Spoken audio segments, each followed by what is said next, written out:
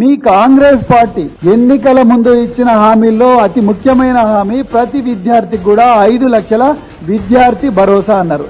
ఒక్క పైసన్న రిలీజ్ చేసిర్రా? మళ్ళీ బట్టి విక్రమార్క చెప్పాలి, లేకపోతే రేవంత్ రెడ్డి అని చెప్పాలి. ఒక్క పైసన్న విద్యార్థి భరోసా గురించి రిలీజ్ చేసిందా?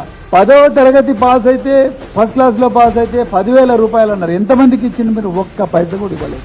అంటే విద్యార్థులను ప్రజాపాలన పడకేసింది. కనీసం తెలంగాణలో ఎవరైతే విద్యార్థులు ఉన్నారో 62 లక్షల మంది విద్యార్థులు, అదే విధంగా 12,50,000 మంది విద్యార్థులు ఉన్నత విద్యలో చదువుతున్న వాళ్ళు, వీళ్ళందరి పరిస్థితి ఏంటి? ఎప్పుడైనా ఆలోచించిందా మీరు?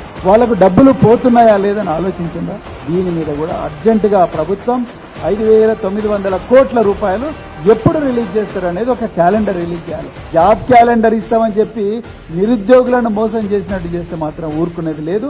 తప్పకుండా ఈ 5,900 కోట్ల రూపాయలు విద్యాలయాలు